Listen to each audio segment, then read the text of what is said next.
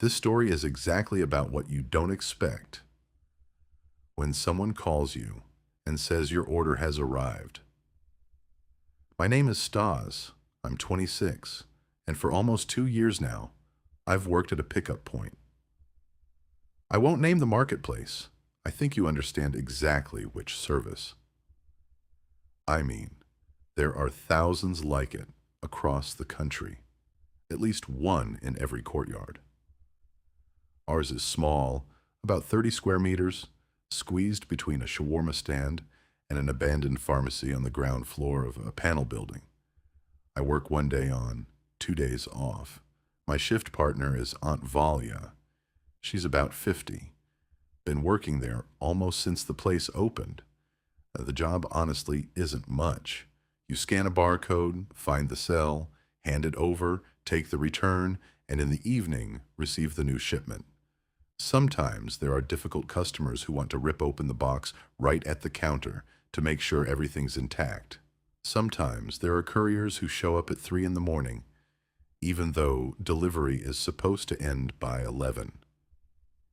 In general, nothing unusual, until this August. It all started with what seemed like an ordinary return. A woman, around 40, returned a dress, said the size didn't fit. Ordinary thing. We get about 5 returns like that a day.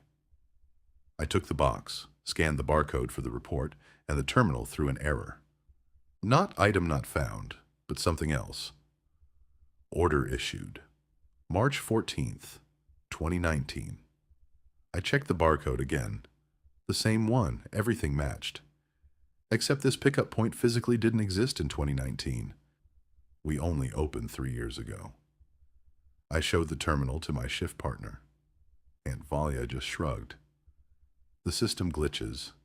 It happens. Call tech support. I called. The girl on the line scrolled through the system for a minute, then said somewhat tensely, "We have no record of this order at all. Not in the archive, not in the current database. This number doesn't exist." I stared strangely at the receiver, even though she couldn't see me, of course. I asked her to repeat the number.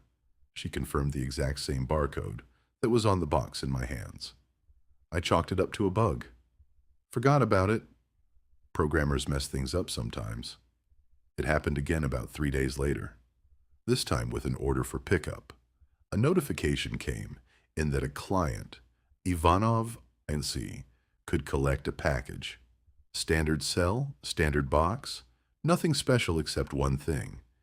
In the recipient's phone number field was a number starting with an official-looking toll-free prefix, the marketplace's own hotline number. We tried calling it, ringing, then a mechanical voice. "Hello, you've reached the Unified Customer Service line." So the order was placed in effect by the service itself, on itself. I set that box aside. Couldn't very well hand it to just anyone. 2 days later, someone came for it. An ordinary guy, around 50, wearing a cap with a worn shoulder bag. Asked for the order under the name Ivanov. I asked for ID. He showed it. Everything checked out. Ivanov. Igor Ivanovich. Everything matched. I handed him the box. He left, nothing strange at first glance. The strange part came a bit later, when I was reviewing the cameras from the shift. We have 3 cameras at the point, 1 at the register, 2 in the warehouse. On the recording from the register camera, this Ivanov stood at the counter, took the box, and I rewatched this fragment, maybe 4 times, because in the frame, exactly 1 second before he took the box in his hands, the reflection in the glass door behind him didn't move. He was moving, but the reflection stayed frozen in place, like a still frame, and only when the man left the shot did the reflection catch up too, disappearing in sync with the door closing. I showed this clip to Aunt Valia. She squinted at the phone screen for a long time, then said, "Your phone's graphics card is glitching. Buy a new one." Fine, buy a new one, I thought, and somehow made myself stop dwelling on it. It's the kind of job where you work one day on, two off, you get tired, your brain plays tricks. But the cases of orders to nowhere started showing up more regularly.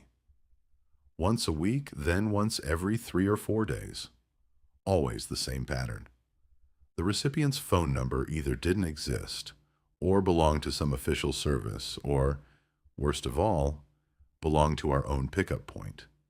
The system was showing that the client had, supposedly, delivered their own order to our own address.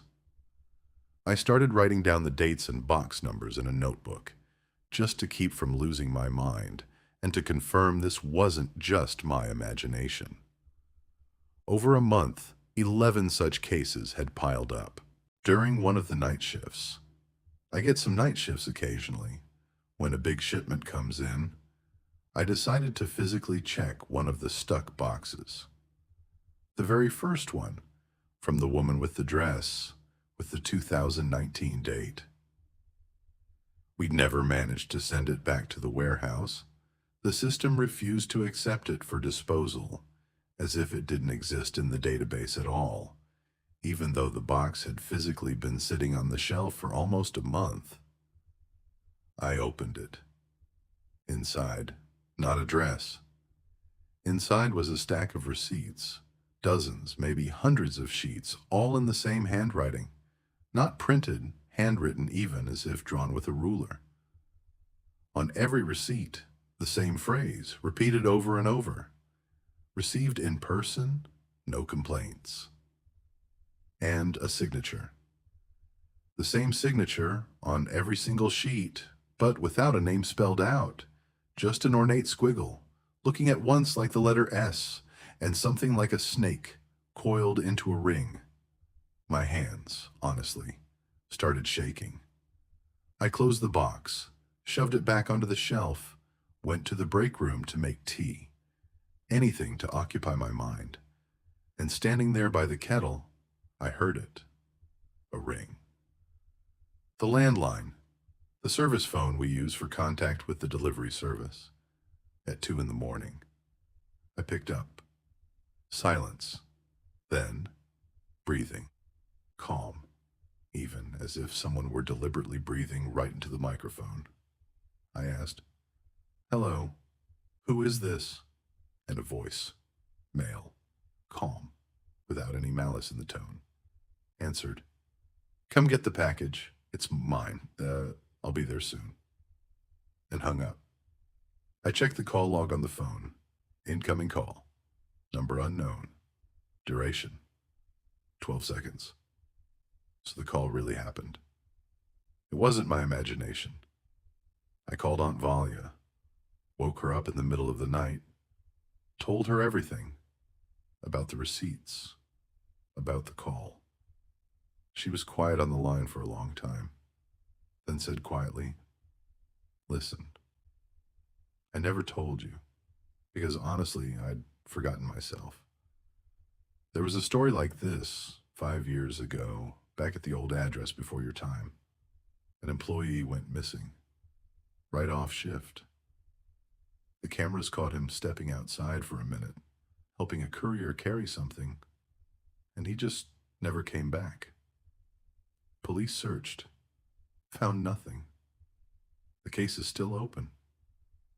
I asked what his name was. She didn't answer right away, then said, "Ivanov?"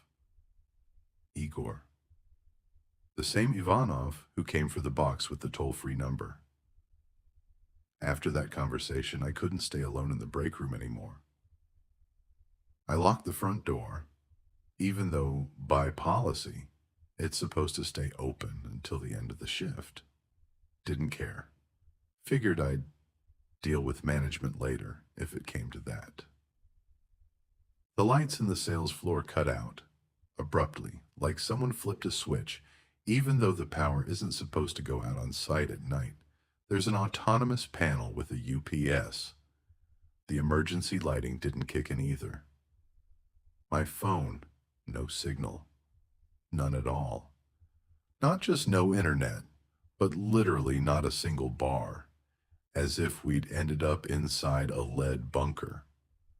I turned on my phone's flashlight and went to check on the warehouse door. Usually there's lighting there too in case something still worked. There was light in the warehouse. Dim, flickering, but there. And by the shelf where that box with the receipts had been sitting, stood a man, his back to me, wearing a cap with a worn shoulder bag, that same Ivanov. Except the box, which should have been on the shelf, was in his hands, and the shelf itself was completely, sterilely empty, as if nothing had ever been stored there. I called out softly, "Excuse me, can I help you?" He didn't turn right away. Slowly, very slowly, he began turning his head, not his body, only his head, as if his neck were on a bearing, rotating independently of his shoulders. And when his face was finally turned toward me, I saw that the passport he'd shown me during the day, the real one, with the photo and the actual face, didn't match what was in front of me now. The face was smooth, without a single wrinkle, no eyebrows, no eyelashes, as if the skin had been stretched over it again, too tight and in place of a mouth, just a thin straight line, like a cut in rubber. He opened his mouth. The rubber split, tearing sideways, in a jagged line, and the voice, the same calm voice from the phone call, said, "Received in person, no complaints," and held the box out to me. I stepped back, caught my foot on a display stand. Everything crashed to the floor with a clatter. He didn't move from the spot, just stood there, still holding the box out, as if waiting for me to finally take it. I turned and ran for the exit. I'd locked it myself, idiot. I yanked at the lock. My hands wouldn't obey. Behind me came footsteps, even unhurried, as if he knew perfectly well I had nowhere to go, and there was no reason to rush. I found the spare key on the ring I always keep on my belt, finally turned the lock, the door swung open, and at that exact moment the lights in the room came back on, abruptly as if nothing had happened at all. I turned around. The warehouse was empty, the shelf back in place, boxes in order, no trace of a person, no trace of the mess I'd made, knocking over the stand. Only on the floor, right at the entrance to the warehouse, lay a small white slip of paper, a receipt, with that same snake-like signature. I didn't stay for the rest of the shift. I texted management that I felt sick, called a taxi, went home, and sat in the kitchen all night with the lights on in every room. The next day, I wrote my resignation letter. No explanation, just of my own free will. A week later, Aunt Valia called, said they'd hired a new girl for my spot, and that the box with the receipts had finally disappeared from the shelf on its own. One day, it just wasn't there anymore, while in the system instead, a record appeared saying the order had been successfully delivered to the recipient. The delivery date listed was that exact night, the night I ran. I still sometimes get notifications on my phone. Forgot to unsubscribe from that marketplace's mailing list. Ordinary ones. Your order has been sent to the pickup point. Don't forget to collect it before storage expires. And once, about 2 months ago, a notification came with no item name, just an order number and a phrase. Recipient, you. Status, pending. I haven't opened it. And honestly, I hope I never have to. If you work at a pickup point, a warehouse, anywhere at all where you receive and hand over other people's things, take a closer look at those returns that are stuck in the system for no reason. Maybe it's just a bug, or maybe someone really is waiting to come collect their package in person. Like the video if you made it to the end, write your own stories in the comments. Maybe you've had a similar shift. As for me, honestly, after this I went and got a job at a factory. At least, there you know exactly who's standing at the machine.